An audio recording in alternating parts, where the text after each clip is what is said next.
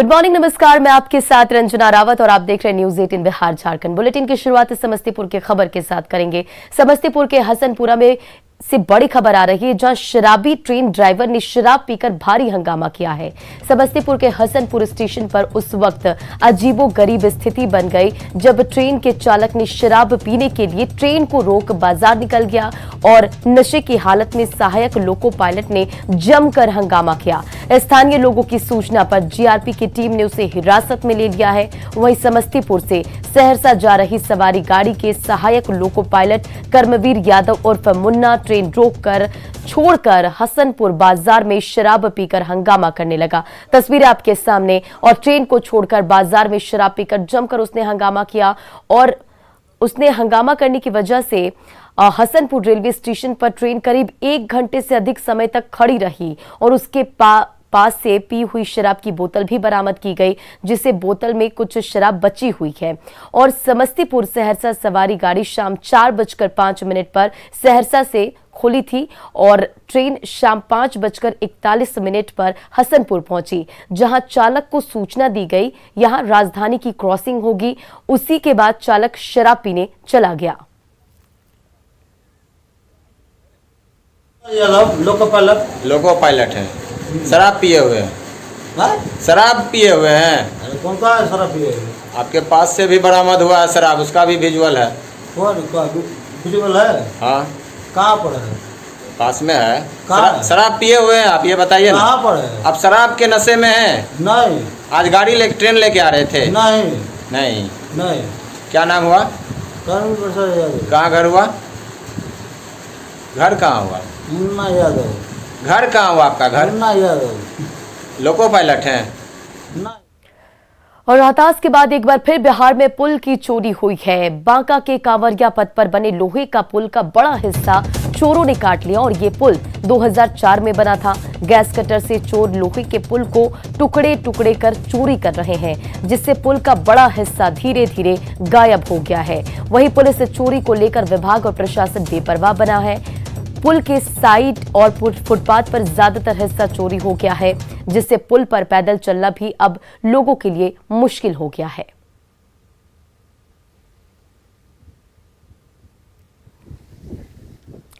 तो देखिए ये तस्वीरें जहां पुल के एक बड़े हिस्से की चोरी हुई है और अब जो है लोगों का चलना भी मुश्किल हो गया है। गैस कटर से चोर जो है वो पुल के बड़े हिस्से को काट कर धीरे धीरे गायब कर रहे हैं, लेकिन पुलिस और प्रशासन जो है वो बेपरवाह बना हुआ। तस्वीरें आपके सामने किस तरह से देखिए चोर जो है वो पुल से गायब कर रहे हैं लोहे को पुल के, और धीरे धीरे ये पुल गायब करते जा रहे, जिससे लोगों को काफी परेशानियों का सामना करना पड़ रहा है। और इधर बांका के जेडीयू सांसद गिरिधारी यादव भागलपुर में भड़क गए। उनका गुस्सा उस कंपनी के इंजीनियर पर फूटा जो सुल्तानगंज अगवानी 4 लेन पुल का निर्माण कर रही है। शुक्रवार को आंधी में पुल का सुपर स्ट्रक्चर गिर गया था, जिसका जायजा लेने पहुंचे सांसद ने जब इंजीनियर से कुछ सवाल पूछा तो सही जवाब नहीं दे पाया और इधर उधर की बातें करने लगा, जिस पर सांसद का पारा हाई हो गया और उन्होंने इंजीनियर को गेट से आउट कर दिया। और सांसद का गुस्सा देखकर इंजीनियर उनके पीछे सरसर कहते हुए आगे तो चला, लेकिन उन्होंने उसे फौरन अपने सामने से चले जाने को कहा।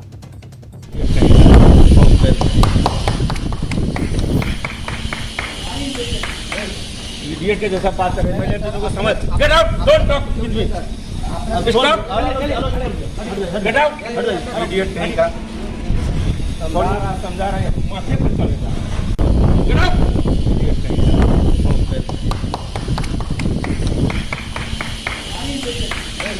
इडियट के जैसा बात कर रहे हैं, मैंने तुमको समझ। Get out, don't talk with me. Stop, get out. Idiot कहीं का। गुस्सा और सवाल कई और लोगों के मन में भी है कि आखिर पुल आंधी में कैसे गिर गया, जिसकी जांच अब आईआईटी के एक्सपर्ट करेंगे। रिपोर्ट देखिए।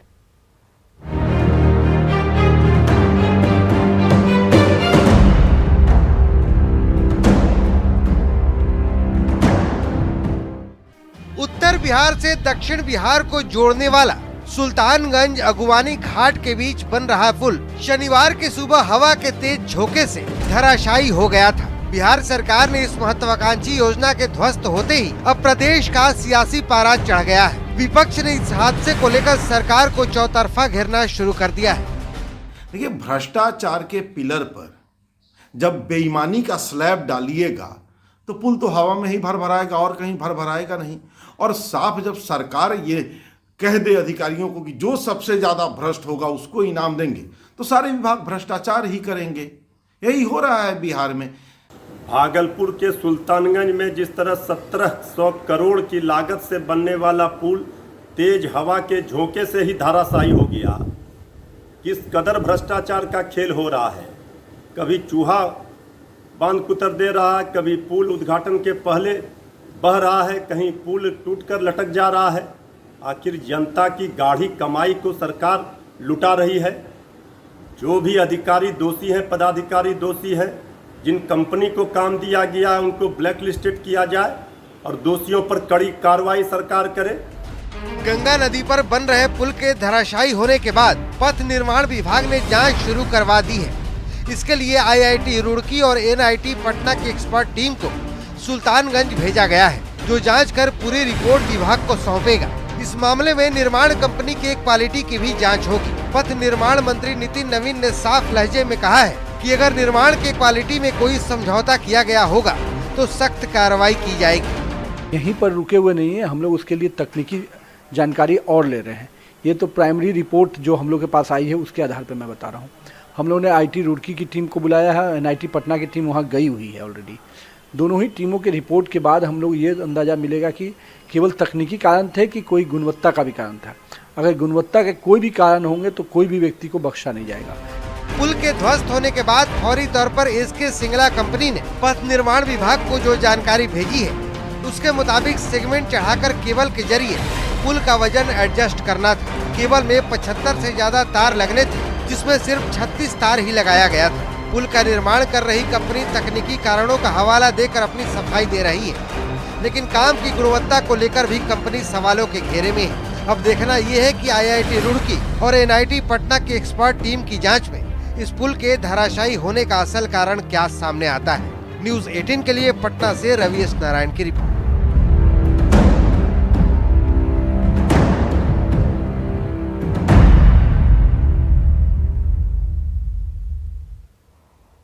और भागलपुर से बड़ी खबर, जहां प्राथमिक स्वास्थ्य केंद्र पर बम फेंका गया है। मोहिउद्दीन नगर शहरी PHC पर बम फेंका गया और बम फेंककर फरार बदमाश हो गया। आपको बताते चले कि विस्फोट में जानमाल का नुकसान नहीं हुआ है, लेकिन हमलावर की जो तस्वीर है वो CCTV में कैद हो गई है।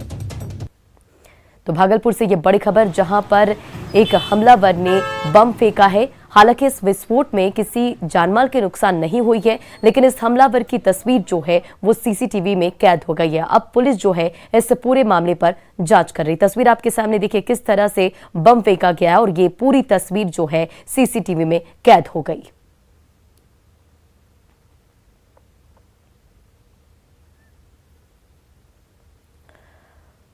और बिहार में शराबबंदी कानून का उल्लंघन करने वाले दोषी अभियुक्तों की पहचान की जा रही है। और ये पहचान इसलिए की जा रही है कि अब सरकार ने ये फैसला लिया है कि शराबबंदी के अभियुक्तों को सरकारी योजनाओं का लाभ, चरित्र प्रमाण पत्र, सरकारी नौकरी के साथ दूसरी योजनाओं का लाभ नहीं मिलेगा। मद्य निषेध विभाग के आयुक्त B कार्तिकेय धनजी ने ये जानकारी दी है।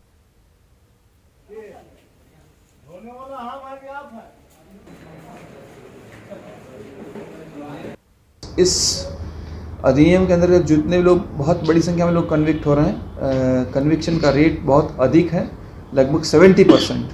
तो ये जो कन्विक्शन का दर इतना अधिक है, उससे यह साफ हो जाएगा कि जो लोग भी कन्विक्ट हो रहे हैं उन लोगों को सरकारी योजनाओं का लाभ, उन लोगों को चरित्र प्रमाण पत्र, उन लोगों का सरकारी नौकरी, उन लोगों को अन्य जो बेनिफिट है वो सब मिलना धीरे धीरे, मतलब कन्विक्शन होने के चलते वो सब बंद हो जाएंगे। और पटना से बड़ी खबर, पटना यूनिवर्सिटी के छात्र नेताओं से प्रशांत किशोर ने मुलाकात की और जल्द ही बिहार भ्रमण पर निकलेंगे। सूत्रों के हवाले से खबर आपको बता रहे हैं। और विधानसभा चुनाव लड़ने के मूड में है, ये भी सूत्रों के हवाले से बड़ी खबर। और छात्र नेताओं से जिक्र भी किया, राजनीतिक पार्टी बनाने जा रहे हैं PK। सूत्रों के हवाले से खबर बता रहे हैं आपको। और 2 घंटे तक छात्र नेताओं के साथ PK की बातचीत चली। तो पटना में एक्टिव हुए हैं प्रशांत किशोर। आपको बताते चले कि पटना यूनिवर्सिटी के छात्र नेताओं से प्रशांत किशोर ने मुलाकात की है और जल्द ही बिहार भ्रमण पर निकलेंगे। सूत्रों के हवाले से खबर आपको ये बता रहे, सूत्रों के हवाले से ये भी खबर कि विधानसभा चुनाव लड़ने के मूड में है पीके और छात्र नेताओं से जिक्र भी किया। देश के सबसे बड़े चुनावी रणनीतिकारों में से एक प्रशांत किशोर बिहार से नई सियासी पारी की शुरुआत करने जा रहे हैं। प्रशांत किशोर 4 मई को प्रेस कॉन्फ्रेंस कर अपनी बात रखेंगे और अपने पॉलिटिकल अभियान की जानकारी भी देंगे। सवाल यह है कि चुनावी रणनीतिकार प्रशांत किशोर नेता पीके बनने में सफल हो पाएंगे या नहीं। प्रशांत किशोर उर्फ पीके भारत की राजनीति का एक ऐसा नाम जिसने ना तो आज तक कोई चुनाव लड़ा और ना ही कोई जीता, फिर भी करीब 1 दशक से देश की राजनीतिक चर्चा में बने हुए हैं। पीके ने बीजेपी से लेकर कांग्रेस तक करीब 7 पार्टियों का चुनाव लड़वाया और ज्यादातर को जीत दिलाई, लेकिन अलग अलग पार्टियों को चुनाव लड़ाने वाले पीके अब खुद जनता के बीच जाने वाले हैं, या यूं कहें कि नई राजनीतिक पारी शुरू करने वाले हैं, वो भी बिहार से। पीके ने इसका ऐलान ट्वीट करके कर दिया है। ट्वीट के जरिए अपनी भावी योजना का खुलासा करते हुए प्रशांत किशोर ने लिखा है कि लोकतंत्र में सार्थक भागीदार बनने और जनहित की नीतियों को आकार देने में मदद के मेरे प्रयास ने 10 सालों की उठापटक की यात्रा की। अब मैं जिंदगी के इस पन्ने को पलटता हूँ। जनता के मुद्दे और सुशासन यानी जन सुराज की ओर ले जाने के लिए असली मालिकों जनता तक जाने का समय आ गया है।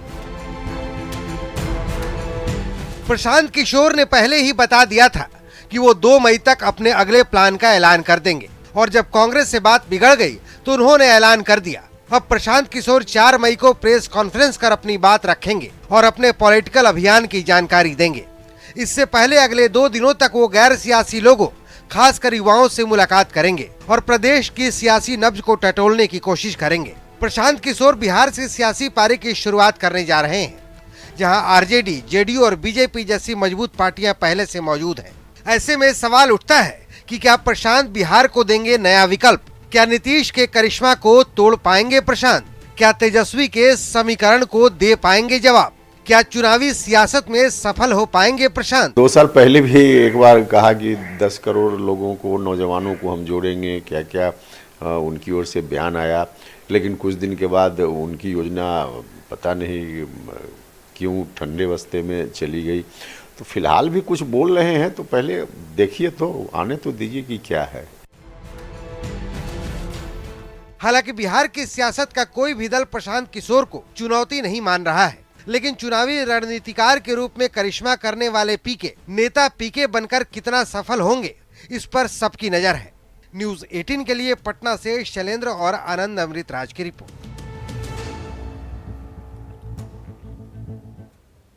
उधर सुपौल के राघोपुर एफसीआई के मैनेजर को पुलिस ने 1 करोड़ 12 लाख रुपए के अनाज घोटाले के आरोप में गिरफ्तार कर लिया है। राघोपुर एफसीआई घोटाला मामले में पुलिस ने इससे पहले एक आरोपी को गिरफ्तार कर जेल भी भेज चुकी है और एफसीआई मंडल कार्यालय की जांच के बाद गबन के इस मामले में राघोपुर थाना में गोदाम के मैनेजर समेत 5 लोगों पर प्राथमिकी दर्ज करवाई गई थी। दरअसल राघोपुर प्रखंड में स्थित एफसीआई गोदाम में पिछले 1 साल के अंदर गोदाम के प्रबंधक और कर्मियों के मिलीभगत से 1 करोड़ 12 लाख 32 हजार रुपए का सरकारी खाद्यान्न गायब कर दिया गया।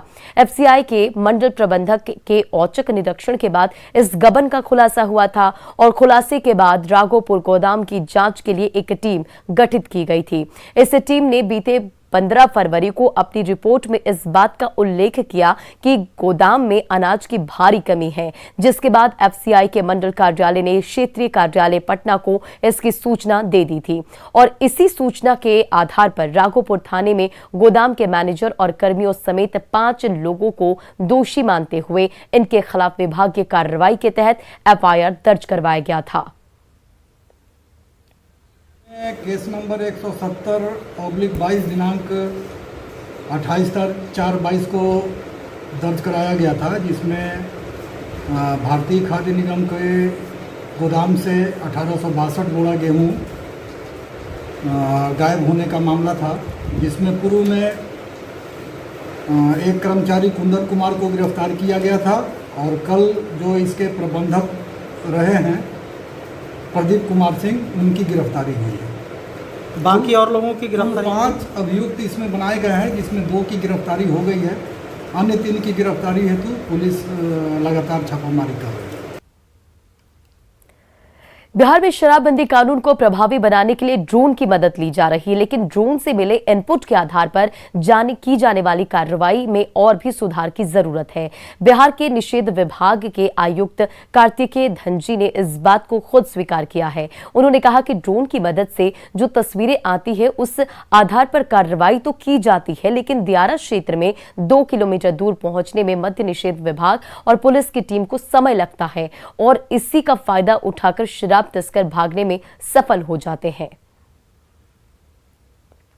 दियारा क्षेत्र में 2 किलोमीटर दूर, 3 किलोमीटर दूर से पता लग जाता है कि कोई टीम छापेमारी करने आ रही है, तो जो ये सब जो काम करने वाले लोग होते हैं वो अलर्ट होते हैं, पहले से अपनी व्यवस्था करके निकल जाते हैं। तो उसकी गिरफ्तारी के लिए कुछ नया? हाँ, गिरफ्तारी के लिए आप हमको जानकारी दीजिए। हमारे आपके लोकल ऑफिसर्स, आपके पत्रकार होंगे लोकल, हमारे लोकल ऑफिसर से बात करें। अगर उनको पता है कि कौन लोग करते हैं, उनकी निशानदेही पर हम लोग वो भी कार्रवाई करेंगे, उनको अरेस्टिंग भी कराएंगे। और अब बात पीएम नरेंद्र मोदी के यूरोप दौरे की, जिस पर पूरे दुनिया की नजरें टिकी हुई है। पीएम नरेंद्र मोदी का ये दौरा तब हो रहा है जब रूस और यूक्रेन के बीच महायुद्ध छिड़ा है। पीएम मोदी का ये दौरा कैसे अहम है और पीएम मोदी ने क्या कुछ कहा है, ये सभी कुछ समझेंगे। ये रिपोर्ट देखिए।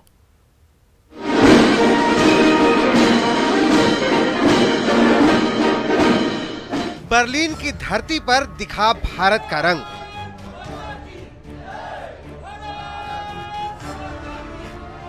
कुछ इस तरह जर्मनी में पीएम मोदी का जोरदार स्वागत हुआ। पीएम नरेंद्र मोदी अपने 3 दिवसीय विदेश दौरे पर हैं। इस दौरान पीएम मोदी सबसे पहले जर्मनी पहुंचे। बर्लिन पहुंचने पर उनका शानदार स्वागत हुआ।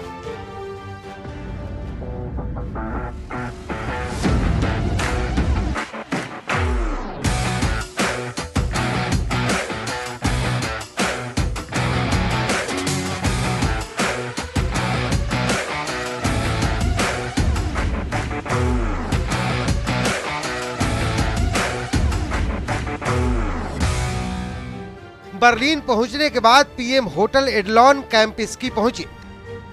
यहां बड़ी संख्या में भारतीय समुदाय के लोग पहले से ही मौजूद थे। पीएम मोदी के पहुंचते ही होटल परिसर में लोग भारत माता की जय और वंदे मातरम के नारे लगाने लगे।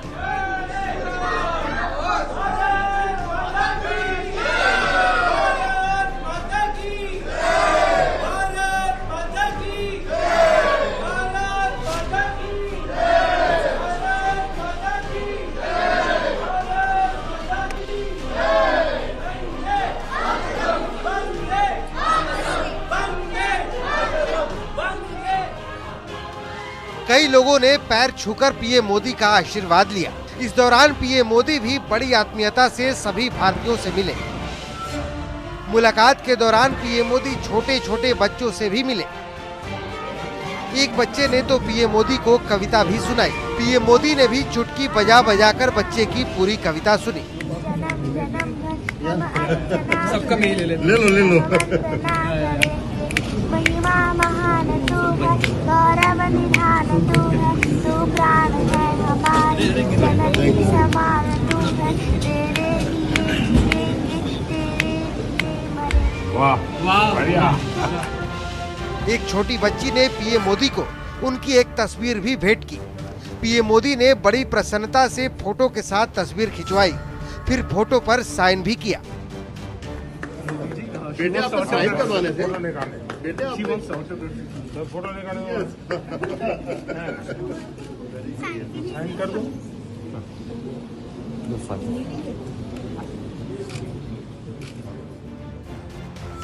पीएम मोदी जर्मनी के बाद डेनमार्क जाएंगे। 3 और 4 मई को कोपेनहेगन की यात्रा करेंगे। इस दौरान वे फ्रेडरिक्सन के साथ द्विपक्षीय वार्ता भी करेंगे और दूसरे भारत नॉर्डिक शिखर सम्मेलन में भाग लेंगे। अपनी पूरी यात्रा के दौरान पीएम इन देशों में लगभग 65 घंटे बिताएंगे और 25 से ज्यादा कार्यक्रमों में शामिल होंगे। Bureau report, news 18 network. और फिलहाल इस बुलेटिन में इतना ही। बने रहें आप न्यूज़ 18 बिहार झारखंड के साथ।